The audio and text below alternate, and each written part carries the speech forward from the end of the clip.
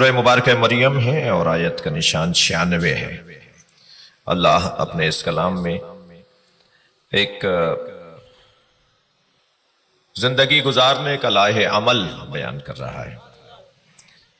مجھے اور آپ کو کس کے حوالے اپنا کام کرنا چاہیے اور کون ہے کہ جو ہمارے بارے میں فیصلہ لے گا، یہ قرآن میں بیان ہو رہا ہے۔ قرآن خالق کا کلام، نہج البلاغہ مخلوق اول کا کلام، یہ دو ایسے کلام ہیں جو وقت کے محتاج نہیں ہیں۔ دو ایسے کلام ہیں میرے بچوں جوانوں کے جو وقت کے محتاج نہیں ہیں، ایک خالق کا کلام، ایک مخلوق کا کلام، ایک قرآن، ایک نہج البلاغہ۔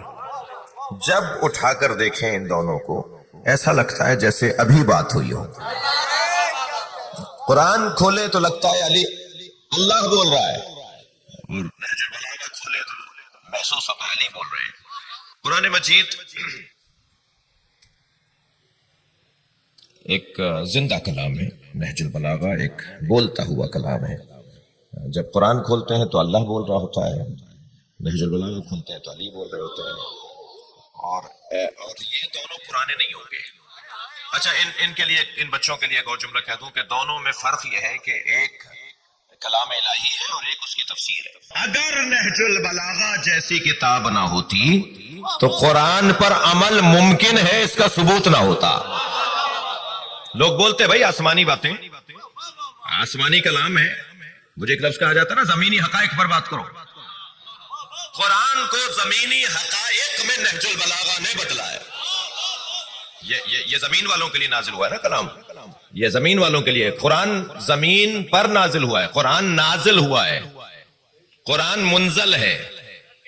میں ابھی دو زینے چڑھ کر بیٹھا ہوں، اسے نزول نہیں کہتے، اتروں گا تو اسے نزول کہا جاتا ہے۔ جو اپنی جگہ سے نیچے آئے اسے نزول کہا جاتا ہے۔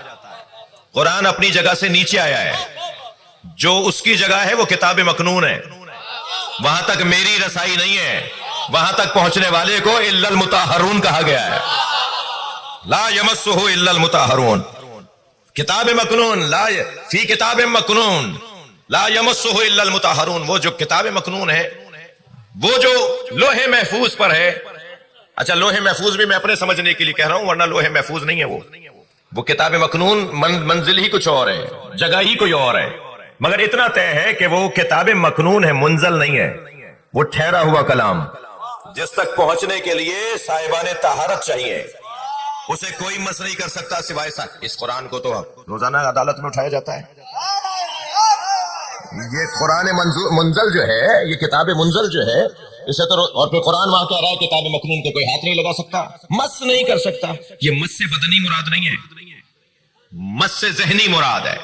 قرآن کو کوئی نہیں سمجھ سکتا۔ بھائی اگر میری اب تک کی بات روشن تر ہونے کے لیے میں ایک مثال کا سہارا لے لوں، روزانہ علامہ اقبال، مثال دے رہا ہوں، روزانہ علامہ اقبال نماز فجر کے بعد قرآن کی تلاوت کرتے تھے۔ ایک دن ان کے ابا ان کے برابر سے گزرے، کہنے لگے بیٹا کیا پڑھ رہے ہو؟ کہا قرآن۔ کہا قرآن تو قلب مصطفیٰ پہ اترا ہے، ان کے علاوہ کوئی سمجھ ہی نہیں سکتا۔ تو کہنے لگے کیا مطلب ہے، قرآن نہیں پڑھوں پھر میں؟ کہنے لگے نہیں پڑھو ضرور، مگر قلب مصطفیٰ میں جگہ بناؤ۔ کہنے لگے قلب مصطفیٰ میں کیسے جگہ بنے گی؟ کہنے لگے فاطمہ کو راضی کرو۔ یہ جو قرآن کو سمجھنا اور قرآن، اچھا قرآن اور اہل بیت دو وجود نہیں ہے، ایک ہی حقیقت کے دو جلوے ہیں، یہ ایک ہی حقیقت کے دو جلوے ہیں۔ ائمہ اہل بیت کے القاب میں ایک لقب ہے معرفت کی باتیں اور محبت کی باتیں، اور اہل بیت سے قرب بڑھانے کے لیے مجلس رضا کا ہدف ہے نا کہ ہمارا مقام معرفت بہتر ہو، ہم ان سے قریب ہو جائیں، اور ان سے قریب ہوں گے تو خود بخود اللہ سے قریب ہوں گے۔ ہر نماز، ہر روزہ، ہر عبادت کا ایک ہی فلسفہ کی قربتاً اللہ، تو کسی طرح قربتاً اللہ وہ ممکن ہی تب ہے کہ جب تک ان سے قرب نہیں ہوگا وہاں قرب نہیں ہوگا۔ تو قربہ کی محبت اور مودت کو اللہ نے واجب قرار دیا ہے۔